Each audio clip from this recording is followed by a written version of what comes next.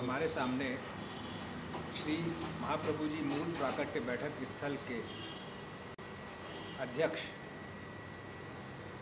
परम आदरणीय परम भगवती श्री नंद कुमार भाई जे गांधी उपस्थित हैं। ये छत्तीसगढ़ अंचल के लिए बहुत सौभाग्य का विषय है कि पुष्टि मार्ग का प्रचार करने वाले एवं देशों विदेशों में पुष्टि मार्ग की धर्म की ध्वजा को फरकाने वाले इतने बड़े महापुरुष आज हमारे साथ उपस्थित हैं। आपके माध्यम से पुष्टि मार्ग में एक बृहत महती कार्य योजना का प्रारंभ हुआ है। वो है श्री महाप्रभु जी अखंड भूमंडलाचार्य वैष्णवाचार्य आचार्य श्रीमद वल्लभाचार्य जी महाप्रभु की प्राकट्य स्थली की खोज एवं उसके पुनर्निर्माण का कार्य। यह कार्य जिनके नेतृत्व में संपन्न होने जा रहा है, ये अत्यंत छत्तीसगढ़ के सौभाग्य का विषय है कि ऐसे महाप्रभु जी के सेवक परम आदरणीय श्री नंद कुमार भाई जे गांधी आज उपस्थित हैं। हम इस कार्य योजना के बारे में उनसे कुछ प्रश्न कर इस महती योजना के बारे में विस्तार से प्रकाश डालना चाहते हैं। श्री नंद कुमार भाई गांधी, आपको इस स्थल के प्रकाशन की भगवत प्रेरणा किस प्रकार से हुई, कृपा कर आप बताएं। जब भी मैं अभी चंपारण में चल रही बैठक में गया, वहाँ एक पुस्तिका में मैंने पढ़ा कि ये बैठक के लिए 3 आचार्य बालकों ने भी प्रयत्न किया था, लेकिन वो नहीं ले पाए। तभी मेरे को कुछ डाउट लगा कि इसमें कुछ सरकारी कुछ आवश्यकताएं निभाई नहीं होगी, इसलिए हो रहा है। तो मैं दीपक शर्मा नाम के आदमी का जो उल्लेख किया था उससे मैं मिला और उनके माध्यम से ही मैंने वो बैठक पर गया। और जाते ही मेरे को हृदय में अनुभूति होने लगी कि ये स्थल श्री वल्लभाचार्य के संबंध में है और यहाँ प्रभु का प्राकट्य स्थल होना ही चाहिए। इसीलिए मैंने वहाँ पाठ के और मेरा सेवा प्रकार को आयोजन किया। 1 घंटे तक की सब कार्यवाही के बाद में मैंने जब भी प्रभु को विनती करी कि कृपानाथ, अगर ये जगह ही मूल प्राकट्य स्थल है तो मेरे को कुछ प्रमाण के लिए अनुभूति कराओ।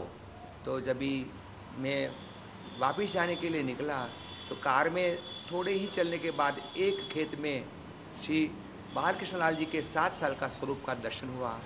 दर्शन करते करते मेरा नेत्र इतना भर गया कि मेरे आँख भी मैं बंद नहीं कर पाया, लेकिन 12 मिनट के बाद में मेरे देखते ही देखते वो स्वरूप अलोप हो गया। तो मेरे को लगा कि यही महाप्रभु का स्थल प्राकट्य भूमि है, इसीलिए प्रभु ने श्रम लेके मेरे को ये प्रमाण के लिए अनुभूति कराई। तो वही दिन से मैंने धन्य भाग धन्य घड़ी सोच के मेरा प्रकार सब चालू किया।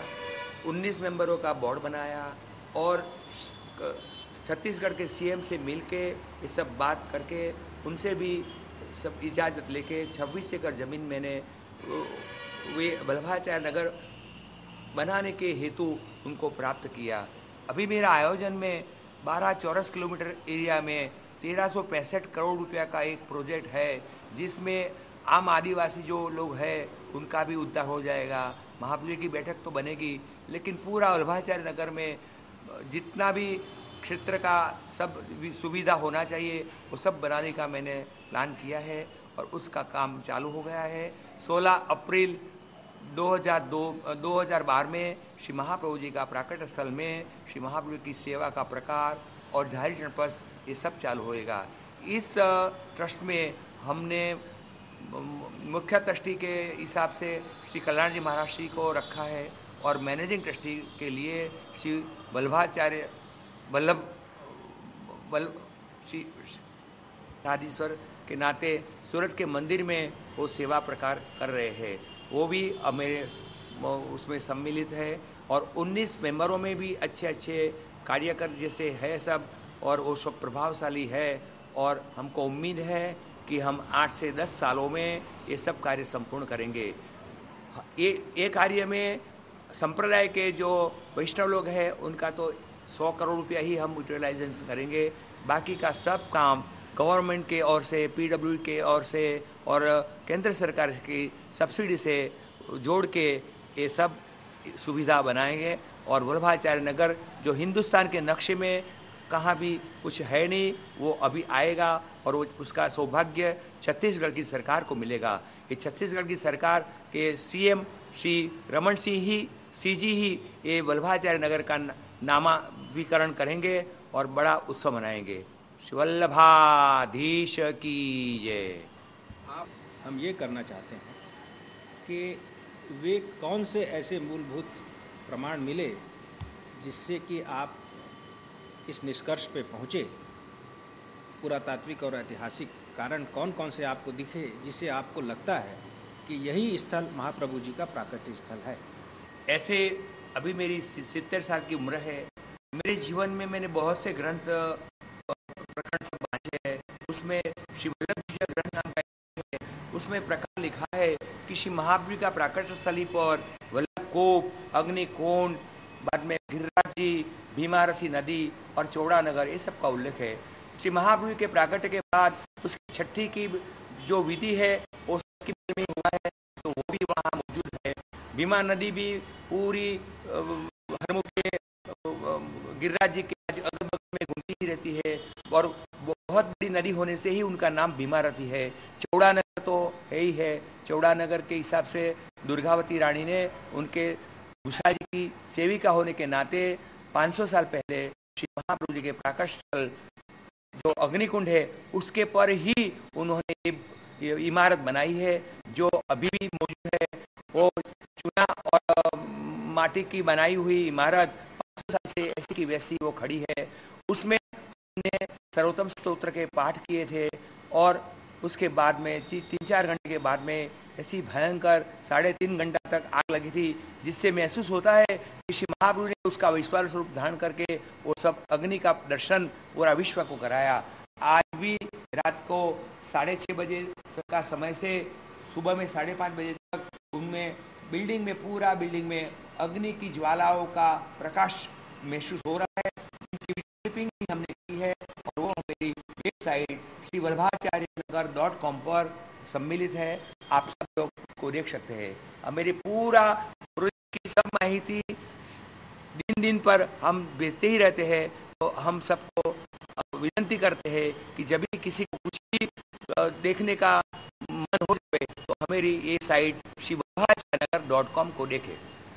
गांधी जी, आपने इस महती कार्य की योजना के लिए मैनेजिंग ट्रस्टी के रूप में षष्ठ पीठाधीश्वर गोस्वामी श्री वल्लभ राय जी का चयन किया।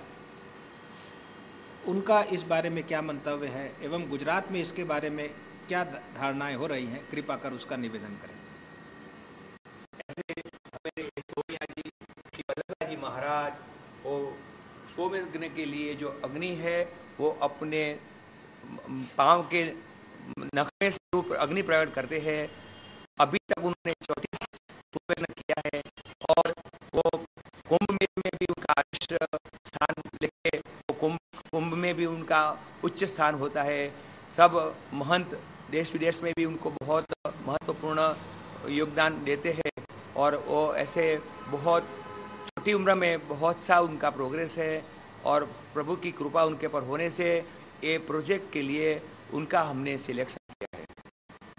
सोम यज्ञ का आचार्य जी महाप्रभु से गहरा संबंध रहा है।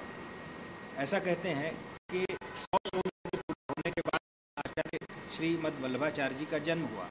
सोमैया दीक्षित श्री वल्लभ राय जी भी 35 सोम यज्ञ कर चुके हैं। क्या आपको लगता है कि सोम यज्ञों की श्रृंखला में इस प्राकट्य स्थल का कोई संबंध है? श्री महाप्रभु की प्रेरणा से ही ये सब हो रहा था और उसकी ये सोमयज्ञ के कारण ही उनको अभी ये 34वां सोमयज्ञ के समय पर उनको ये बैठक में मैनेजिंग ट्रस्टी का योगदान मिला है, ऐसा मेरा मानना है। सोम यज्ञ की परंपरा आचार्य श्रीमद वल्लभाचार्य जी के पूर्वजों से जारी रही।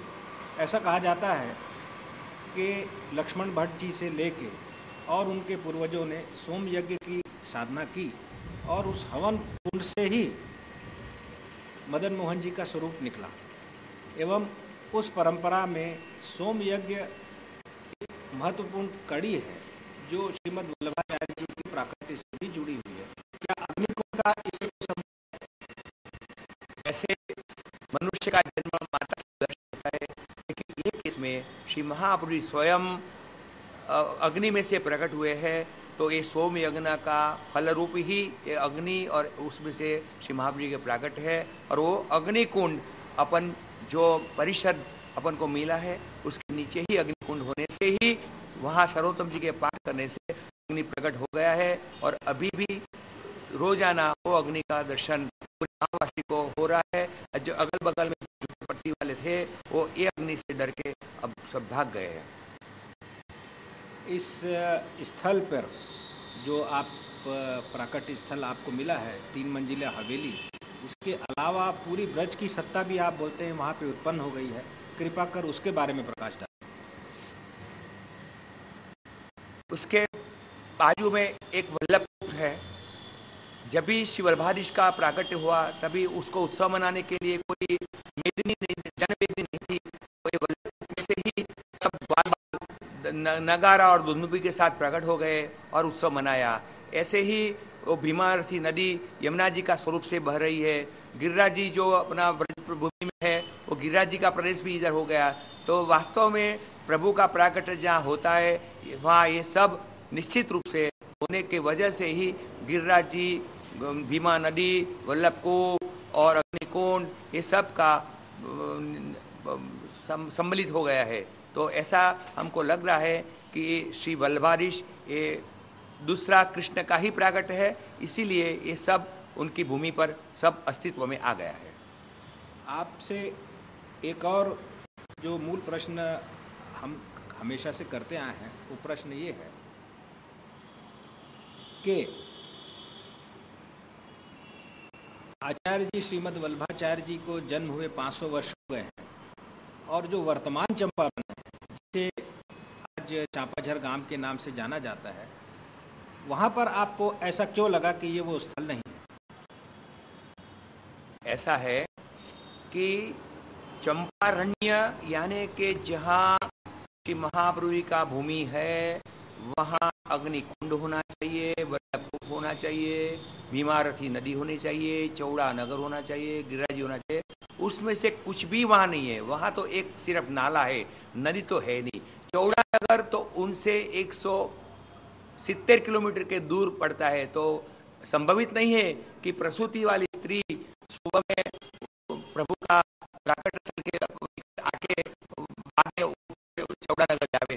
तो इसीलिए चांपाझर का नाम जो है वो चांपाझर ही है, लेकिन भावुक प्रकार से उसको जब तक निश्चितता नहीं थी, ऋषि महाराज ने 102 साल पूर्व में उनको चंपारण के नाम से प्रसिद्ध किया था और सब भाव प्रकार से वहाँ जाहिर चंपस करते थे।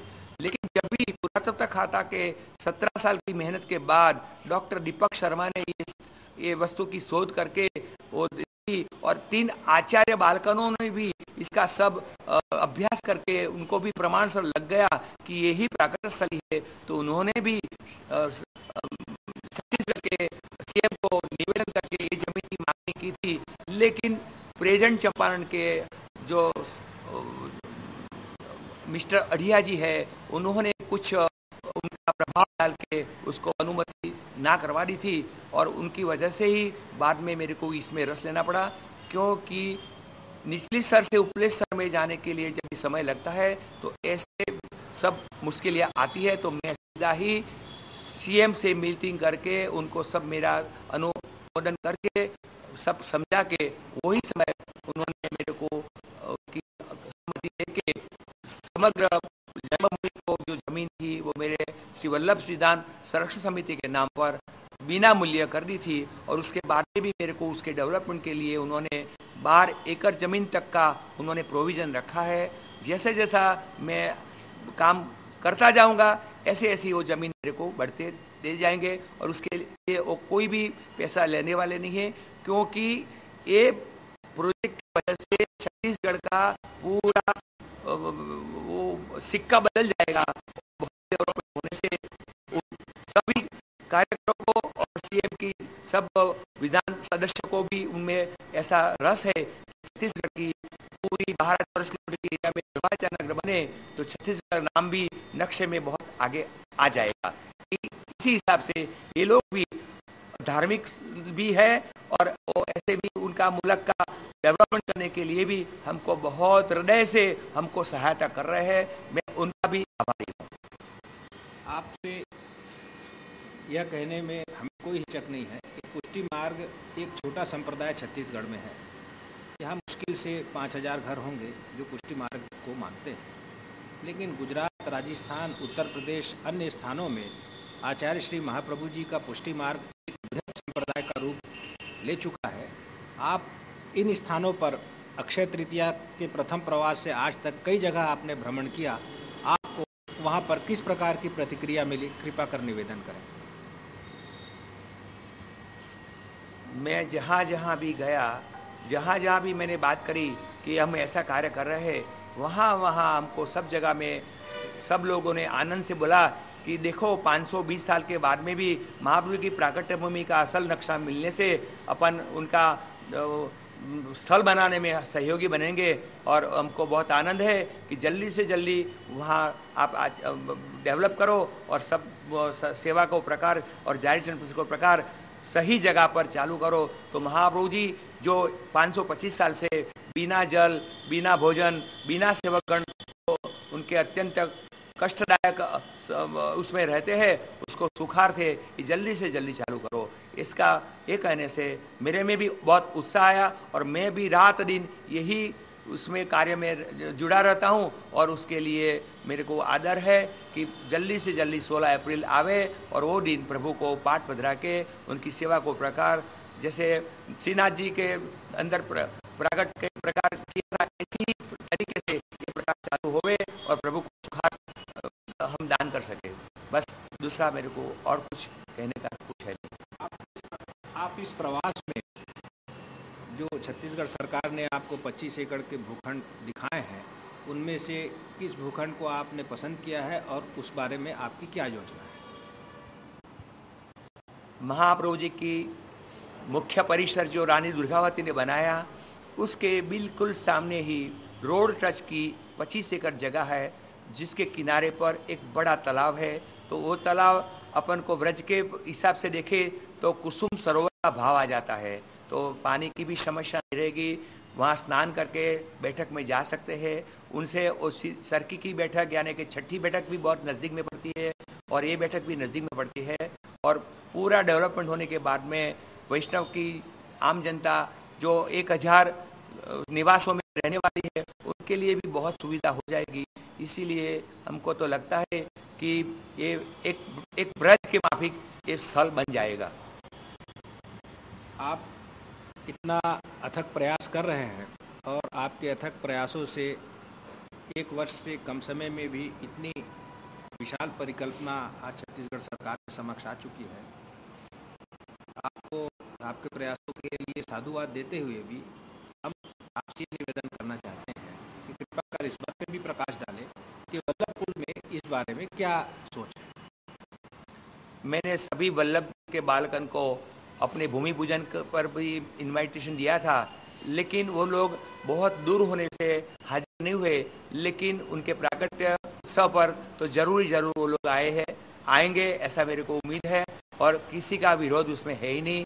और जो भी उनका कुछ भी पॉइंट क्लैरिफिकेशन का होता है वो सब क्लैरिफिकेशन करता ही चला जाता हूँ और अभी किसी को कोई समस्या नहीं है और ये कार्य बहुत तेजी से आगे बढ़ेगा और वल्लभाचार्य नगर होके ही रहेगा। आप श्रीमद् वल्लभाचार्य नगर के प्रति, उसके निर्माण के प्रति अत्यंत प्रतिबद्ध हैं। आपकी प्रतिबद्धता की हम बहुत तारीफ करते हैं और ये आपका प्रयास बहुत स्तुति करने योग्य है।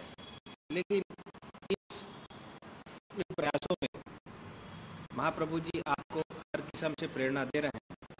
क्या आपको लगता है कि आचार्य परिषद और वल्लभपुर आपको इस मामले में प्रमाणित कर और भी सहयोग आगे करेगा?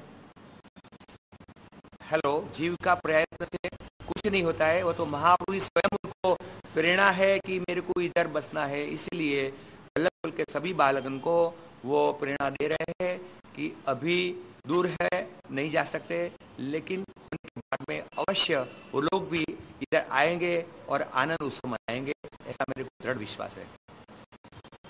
हम आपके इन प्रयासों की अत्यधिक प्रशंसा करते हुए आपसे यह भी कामना करते हैं कि क्या जब वल्लभ प्राकट्य स्थल अपने प्रमुख रूप में या अभी इस अवस्था में भी रहेगा, तो क्या यहाँ पर आप स्थायी रूप से कुटिया निवास कर अपनी साधना